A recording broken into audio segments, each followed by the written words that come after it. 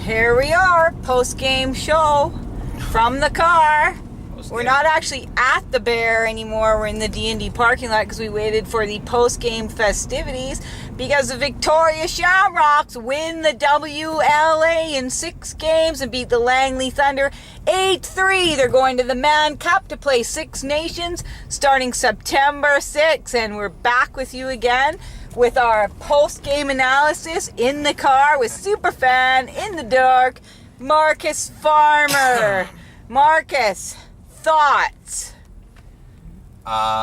Sloppy start for both teams. Yeah, very sloppy start for both teams. Langley could never get it going. Victoria's goal scorers came through, and Matt Vince was definitely a difference maker in that series. I mean, he only let in 3 goals, only 2 when it mattered, really.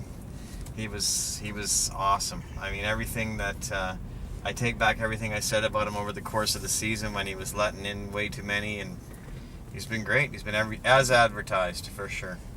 Well, big crowd at the Bear tonight. The 50-50 was the biggest 50-50 I've ever seen. I think it was over $2,000.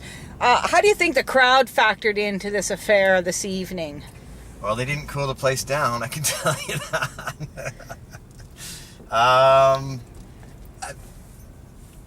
I don't know, maybe the crowd might have made them a little nervous in the beginning, playing in front of the big crowd. I don't know if it was just the fact they were going to the Mann Cup if they won, but I don't know if the crowd was that big of a factor for the team. I guess they were pretty fired up once they started to score in that second period. They scored 3 quick ones, and that was really the game. I mean, when Dutch put that third one away and they chased Rose out of the net and McDonald came in, things were in hand from that point on, and the crowd got going, and it was certainly a lot of fun. But yeah, it was good. It was interesting to me that McDonald has been one of the stars for Langley throughout the series and throughout the season, yet he didn't start the game. Do you have any thoughts on what they're thinking of the Langley coaching staff might have been on that? Well, 2 things, I guess.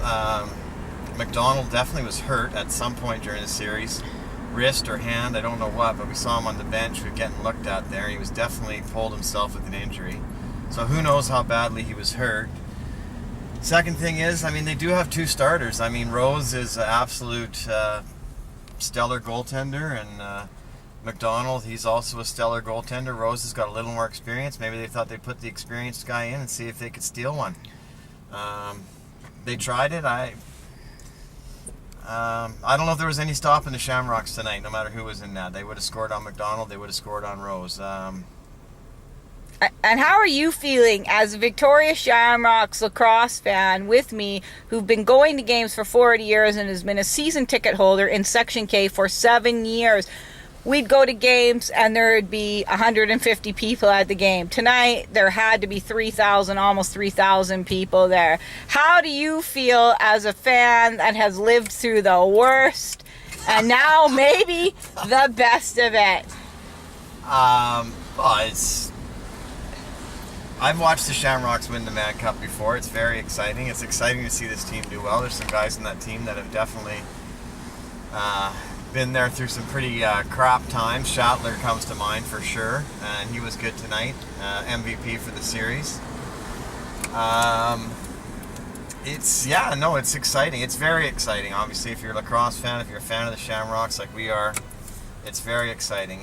We've seen them not make the playoffs. We've seen them the last couple of years bomb out in the playoffs and absolutely be horrible. So it was good just to see them play well, and it's twice as good to see them win. So it's very exciting.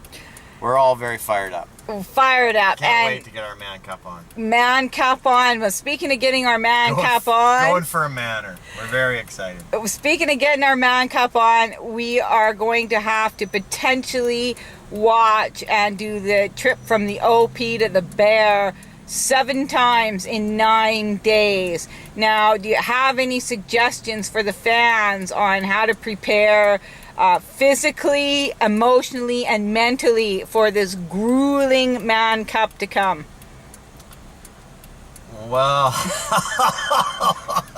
I don't know about physically. I mean, if you're not ready physically now, I don't know if there's any secrets I can give you. I definitely buy a good pair of loose-fitting shorts. It gets pretty steamy in there. I'd skip any wool ball caps; those are death. If you can smuggle in an ice pack, I'd probably try that.